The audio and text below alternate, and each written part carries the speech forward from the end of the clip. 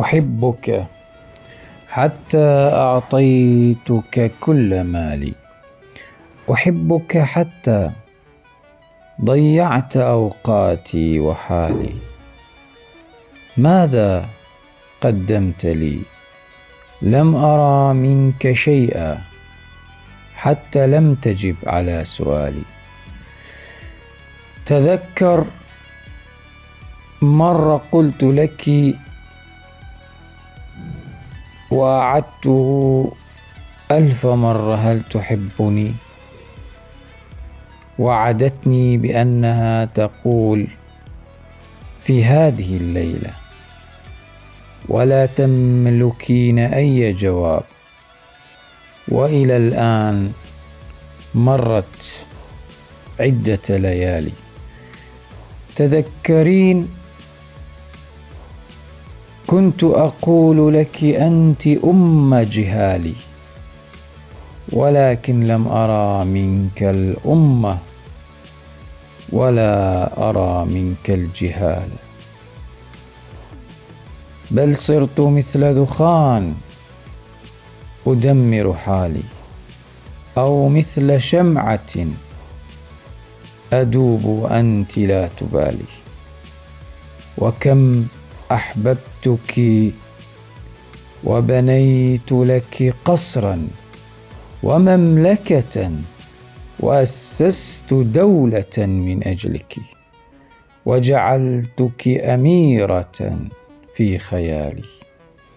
لقد قتلتني وقتلت أحلامي وطموحي، وضيعت أيامي. قتلتني بغير قتالي. رجعي لي شبابي الذي ضيعتها من أجلك، رجعي لي ابتساماتي وضحكاتي من غير جدال، وغادري حياتي بأمان من الآن، فلم يبق لي أن أضيع شيء بعد الآن من بعد خذالي. غادرت حياتي وأغلقت الهاتف علي، وقلت سوف أتصل لك، فقط قطعت عني كل الاتصال. حتى بدأت أقلب من أجلك كل ليلة وأنا ساهر على طرقات جوالي، وأحمل في قلبي عبئا كبيرا. لا أريد منك شيئا، فقط الحقيقة.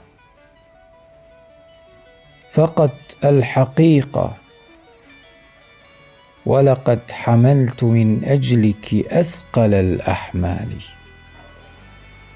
وقد سمعت منك أخبارا لا يسرني، فقد تزوجت وصرت أم عيالي.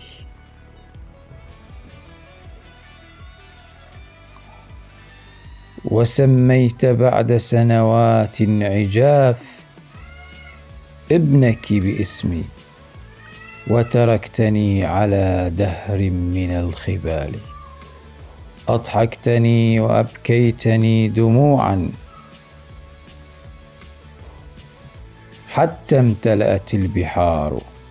لم يبقى دلوا من الدلال، ولم يبقى في الأرض إلا قد امتلأت دموعا من دموع السجال. لا تحبوا مثلي أحدا، وصرت مضربا للأمثال. وجاءت تبكي صاغرة وتعتذر عما جرى لي، ماذا لو عاد معتذرا مطلقة تقبل نعالي.